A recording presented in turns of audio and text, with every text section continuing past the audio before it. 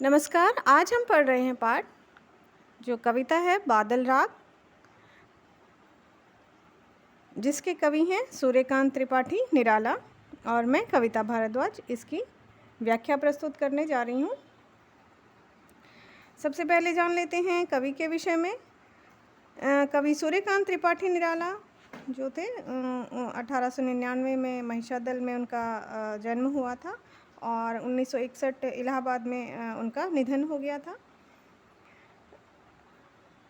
कवि निराला जी कविता को नया स्वर देने वाले छायावाद के ऐसे कवि हैं जो एक और कबीर की परंपरा से जुड़ते हैं तो दूसरी ओर समकालीन कवियों के प्रेरणा स्रोत भी हैं। उनका यह विस्तृत काव्य संसार अपने भीतर संघर्ष और जीवन और क्रांति और निर्माण, ओज, माधुर्य, आशा और निराशा के द्वंद्व को कुछ इस तरह लपेटे हुए है कि वह किसी सीमा में बंध नहीं पाता। उनका ये निबंध जो है उदात्त काव्य व्यक्तित्व कविता और जीवन में फांक नहीं रखता, वे आपस में घुले मिले हैं। तो इस तरह से उल्लास, शोक, राग, विराग, उत्थान पतन, अंधकार प्रकाश का सजीव एक तरह से चित्रण उनकी कविता में हम देखते हैं।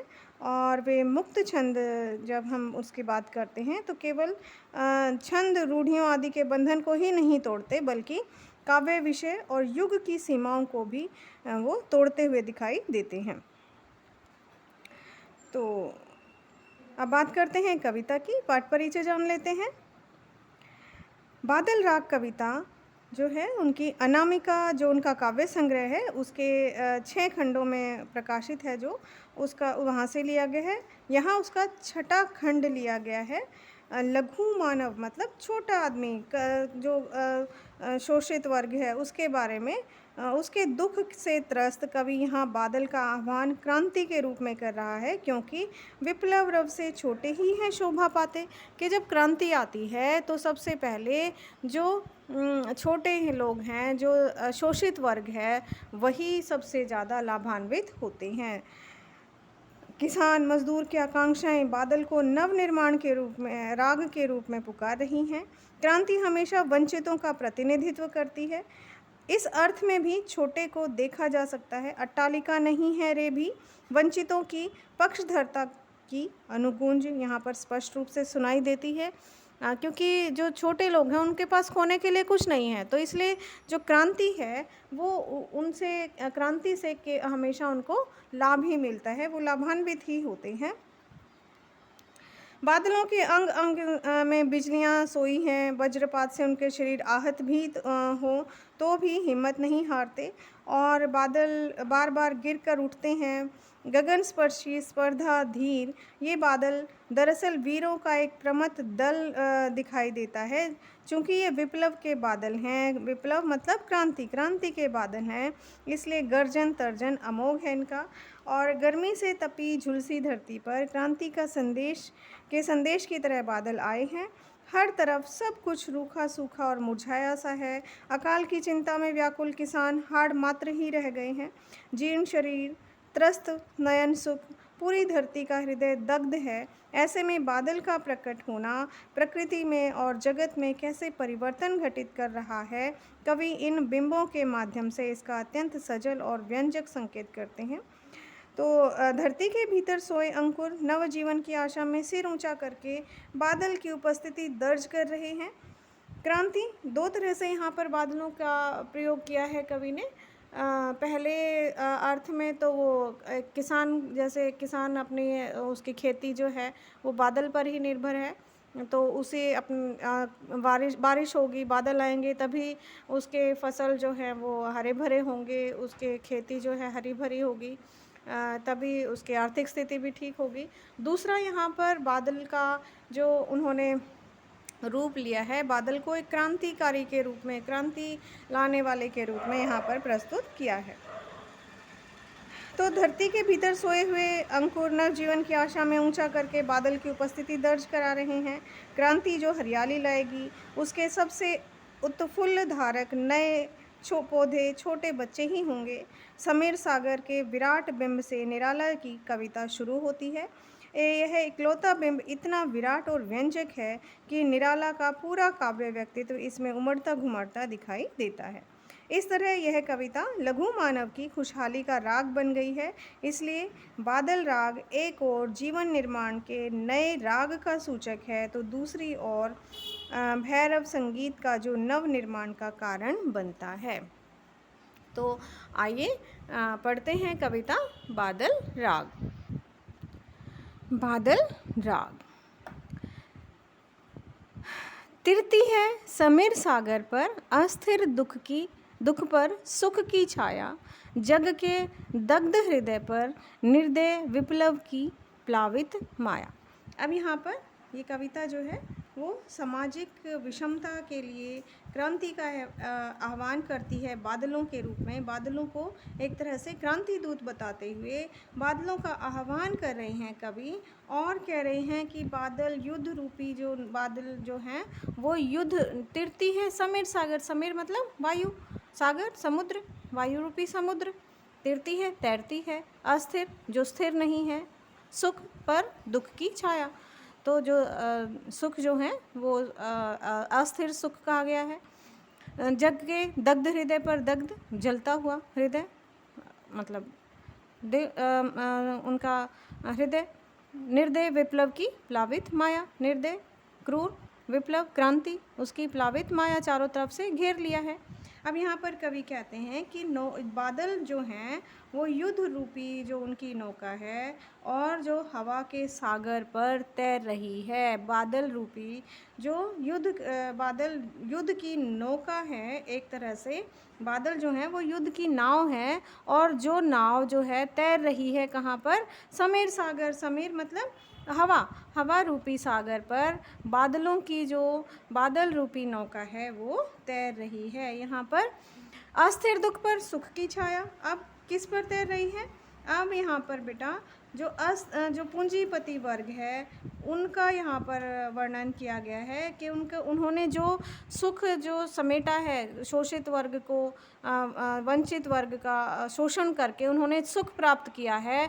अब वो सुख जो है अस्थिर है, उस पर दुख की छाया, पूंजीपति जो वर्ग है उनके सुख पर अब दुख की छाया मंडरा रही है, क्योंकि क्रांति आने वाली है। क्रांति के रूप में बादल का आह्वान कर रहे हैं कवि, और उनके सुख पर अस्थिर सुख है, जो उनका स्थिर नहीं है सुख, क्योंकि उन्होंने उस सुख को कैसे प्राप्त किया है, जो वंचित लोग हैं, उनके जो शोषित हैं, उन पर अत्याचार करके उनका सब कुछ निचोड़ कर उन्होंने वो सुख प्राप्त किया है।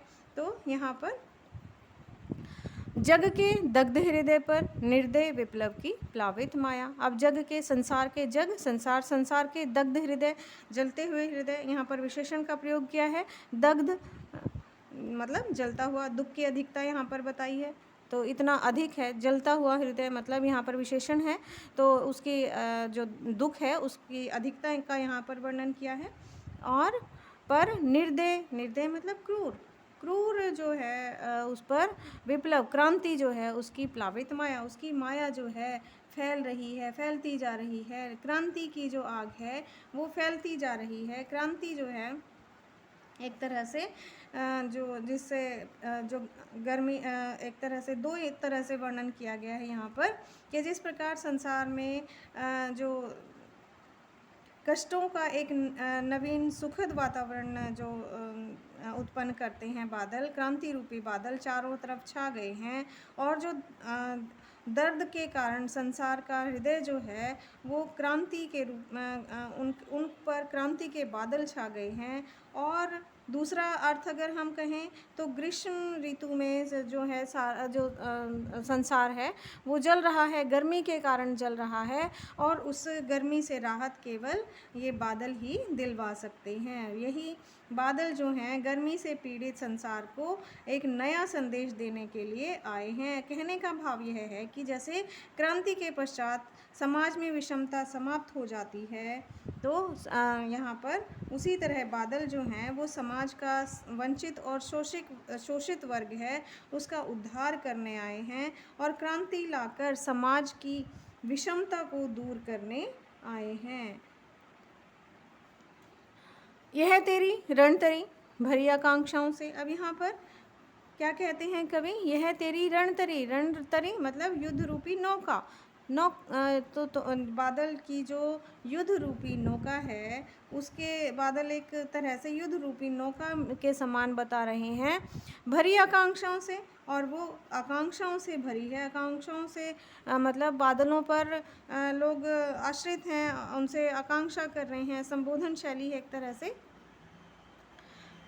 तो निम्न वर्ग जो शोषित वर्ग है, उसके बारे में यहाँ पर वो उनके अंदर इस क्रांति से वो आकांक्षाएं लेकर हैं, बैठे हुए हैं।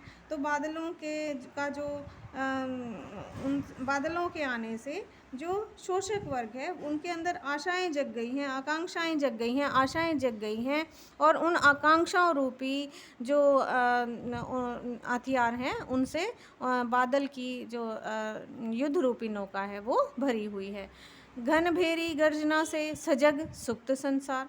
अब यहाँ पर क्या कह रहे हैं कवि कि बादलों की जो गर्जन है, भेरी गर्जन मतलब बादलों की जो गर्जन है, नगाड़े एक तरह से बज रहे हैं, वो सुप्त सजग जग गए हैं। सुप्त अंकुर जो नीचे जो है सुप्त अंकुर, यहाँ पर शोषित वर्ग का उदाहरण मतलब शोषित वर्ग को लेकर कहा है कि जो सोए हुए थे अंकुर, जो शोषित वर्ग है, जो सोया हुआ था, अब वो जग गया है।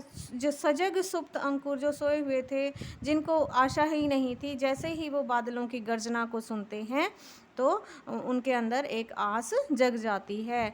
उर में पृथ्वी के आशाओं से नवजीवन की ऊंचा कर सिर ताक रहे हैं ए विप्लव के बादल।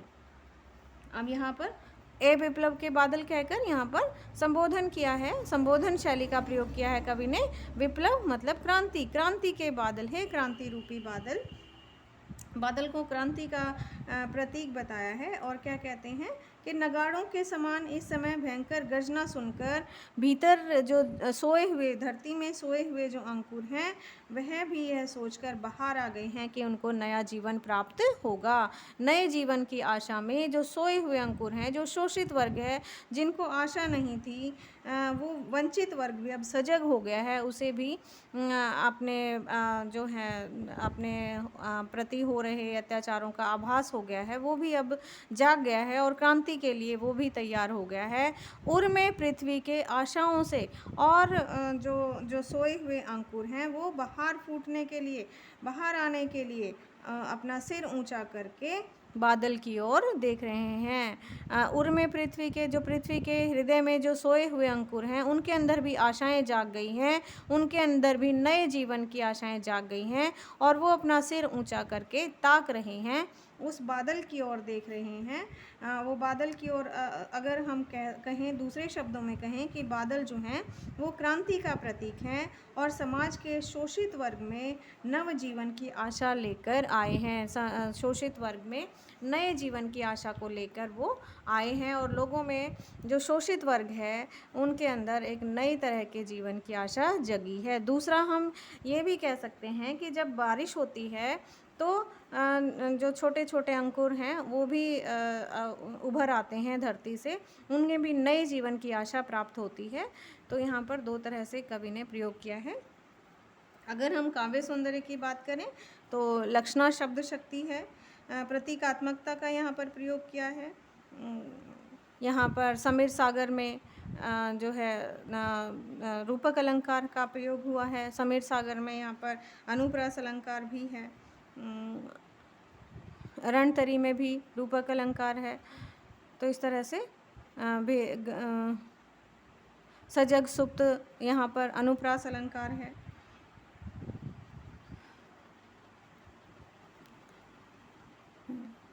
तो इस तरह से हम देख सकते हैं यहाँ पर वीर रस है, औज गुण है, और जो भाषा की अगर मैं बात करूँ, भाषा सरल, सहज और साहित्यिक खड़ी बोली है, और मुक्तक छंद है। तो आगे आइए देखते हैं।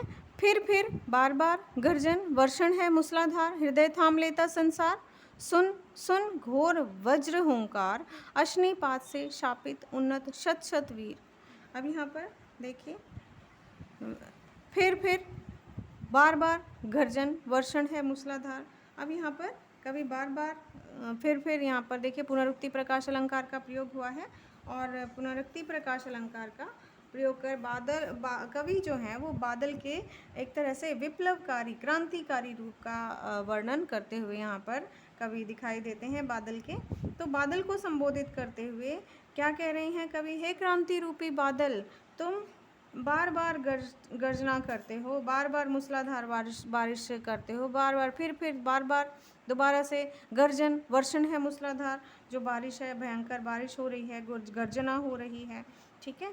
और उस जिसे हृदय थाम लेता संसार, जिस मूसलाधार बारिश को देखकर, उसके गर्जना को सुनकर, बादलों की गर्जना को सुनकर हृदय थाम लेता संसार, ये संसार जो है वो तुम्हारी गर्जना के कारण, वर्षा के कारण अत्यंत भयभीत हो गया है। हृदय थाम लेना मतलब डर जाना। तो यहाँ पर मुहावरेदार भाषा का प्रयोग है। वो डर गया है संसार, और उसने अपना दिल थाम लिया है, एक तरह से भयभीत हो उठा है। कौन भयभीत हो उठा है? वो शोषक वर्ग, जो हमेशा शोषितों का, वंचितों का हमेशा शोषण करता आया है, वो शोषक वर्ग जो है वो बादलों की इस क्रांति को सुनकर वो भयभीत हो गया है, क्योंकि उसे अपने जो सुख हैं वो अब नष्ट होते दिखाई देते हैं। तो इसलिए वो बादलों के इस गर्जना से भयभीत हो गया है, अर्थात क्रांति रूपी इस गर्जना से, बादलों की क्रांति रूपी गर्जना से वो डर गया है, घबरा गया है, जो है। तो सुन सुन घोर वज्र हुंकार, अश्निपात से शापित उन्नत शत वीर। अब यहाँ पर क्या कहते हैं कवि? कवि कहते हैं कि अब जो संसार सुन कर घोर वज्र हुंकार, और वज्र सी जो गर्जना है उससे इसको सुनकर मतलब एक तरह से घोर मतलब कठोर, वज्र हुंकार, जो ये वज्र सी जैसी, वज्र सबसे ज़्यादा मतलब कठोर माना गया है। तो उस हुंकार को सुनकर, क्रांति की जो एक तरह से हुंकार को सुनकर क्रांति लाकर सामाजिक विषमता को दूर करने का यहाँ पर जो है बादल, ऐसा विषमता को दूर करने वाले बादल दिखाई दे रहे हैं। और ये एक तरह से भयानक स्थिति, सुन सुन घोर वज्र हुंकार, एक तरह से भयानक स्थिति उत्पन्न हो गई है, जिसके हुंकार को सुनकर जो पूंजीपति वर्ग है वो जो है वो डर गया है, सहम गया है। अश्निपात से शापित उन्नत शत वीर, अश्निपात बिजली का गिरना, शापित उन्नत शत वीर, शत विक्षत हत अचल शरीर। तो अश्निपात से शापित, अश्निपात बिजली का गिरना, शापित शापग्रस्त, शत वीर सैकड़ों वीर, शत विक्षत घायल हैं, हत अचल शरीर, शत विक्षत होकर, हत मृत होकर, अचल शरीर, उनके शरीर जो हैं मृत होकर पड़े हैं। तो यहाँ पर कवि क्या कहना चाहते हैं कि तुम वीरों के समान अपना सिर ऊंचा करके,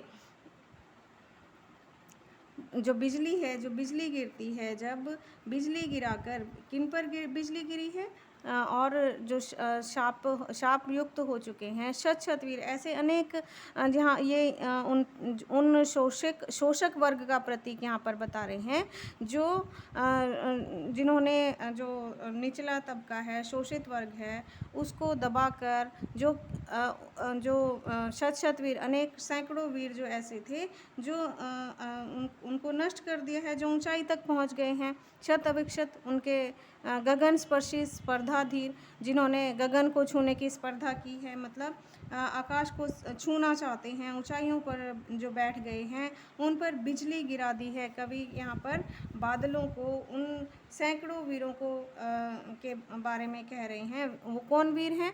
जिन्होंने जो शोषित वर्ग का शोषण करके केवल जो ऊंचाई पर पहुँचे हैं, तो उनके बारे में, तो उन पर बिजली वज्रपात हुआ है, एक तरह से बिजली गिरी है। और वो जो गगन स्पर्शी स्पर्धा, गगन को छूने की जो एक तरह से प्रतिस्पर्धा में लगे हुए थे, वो अब घायल होकर, उनके शरीर जो हैं घायल होकर मृत अवस्था में पड़े हुए हैं। अर्थात वो छलनी हो गए हैं। जो ऊंचे ऊंचे पहाड़ों के समान जो हैं कठोर शरीर जो हैं उनके, जो जिन्होंने शोषक वर्ग का शोषण करके अपनी जेबें भरी हैं, उन पूंजीपतियों के विषय में कह रहे हैं कि अब तुम्हारी हुंकार को सुनकर, तुम्हारी उस वज्र हुंकार को सुनकर उन पर एक तरह से बिजली गिरी है। जो और वो अनेक ऐसे वीर हैं जो तुम्हारी इस हुंकार से उनके वो घायल हो गए हैं, और जो उन्होंने जो आगे बढ़ने की, गगन को छूने की जो स्पर्धा में लगे हुए थे, वो अब अपने आप को एक तरह से मृत यहाँ पर महसूस कर रहे हैं। हंसते हैं छोटे पौधे लघुभार, और छोटे पौधे जो हैं यहाँ पर, छोटे पौधे जो शोषक वर्ग है, गरीब तबका है, उन पर उनके बारे में कहा है छोटे पौधे लघुभार। अब छोटे पौधे लघुभार, हल्के, जिनका भार हल्का है, जो छोटे पौधे हैं, शस्य अपार हिल हिल खिल खिल हाथ हिलाते तुझे बुलाते। अब जो छोटे पौधे हैं वो अपने हाथ हिला हिला कर जो है बुला रहे हैं। शस्य हरियाली, अपार बहुत अधिक, हिल हिल कर, तो हरियाली के जो छोटे पौधे हैं वो हंसते हैं बादलों की गर्जना को सुनकर। उन पर कोई असर नहीं पड़ता, वो तो इस क्रांति को, बादलों के आने को, बादलों की आवाज़ को सुनकर वो तो प्रसन्न होते हैं, क्योंकि जो शोषित वर्ग है उस पर क्रांति का कोई असर नहीं पड़ता, उनके पास खोने के लिए कुछ नहीं है, तो वो तो इस क्रांति का स्वागत करते हैं। और वो कहते हैं कि हंसते हैं वो, उनके लघुभार छोटे पौधे, जो हल्के छोटे पौधे हैं, वो इस क्रांति को देखकर, वो बादलों की को देखकर खिलखिलाने लगते हैं, हंसने लगते हैं। शस्य अपार, बहुत अधिक खुश हो जाते हैं। हरियाली उन छाने की एक तरह से खुशी होती है। हिल हिल कर, खिल खिल कर, हाथ हिलाते तुझे बुलाते, एक तरह से वो जो धरती है वो भी एक तरह से हरियाली छा जाती है धरती पर जैसे ही बादल आते हैं। तो यहाँ पर दूसरा वर्णन यहाँ पर किया है। तो वो छोटे पौधे जो हैं वो हिल हिल कर, खिल खिल कर, खिलखिलाकर हाथों के संकेतों से, हाथ हिलाते हाथ के संकेतों से तुझे बुलाते हैं। हे विप्लव के बादल, विप्लव रब से छोटे ही हैं शोभा पाते। हमेशा जो शोषक वर्ग है उस पर ही क्रांति का सबसे ज़्यादा प्रभाव पड़ता है, और वो इस क्रांति से प्रसन्न होते हैं, खुश होते हैं। उन्हीं का जो है उन्हें नवजीवन मिलता है। वही छोटे जो हैं वही लाभान्वित होते हैं हमेशा क्रांति से। विप्लव रव से छोटे ही हैं शोभा पाते। वो निमंत्रण दे रहे हैं बादलों को, छोटे पौधे जो हैं, गरीब शोषक वर्ग जो है, वो इस क्रांति को आमंत्रित कर रहे हैं, क्योंकि उससे ही उनके जीवन में एक नए जो है खुशी आएगी, उनका नया जीवन उनको मिलेगा, इसलिए उन्हें वो बुला रहे हैं। और जो है, क्योंकि विनाश के शोर से हमेशा जो लघु प्राण हैं, छोटे लोग हैं, उन्हें ही हमेशा लाभ मिलता है, वही हमेशा शोभा पाते हैं। तो इससे आगे की व्याख्या हम अगले भाग में जानेंगे। धन्यवाद।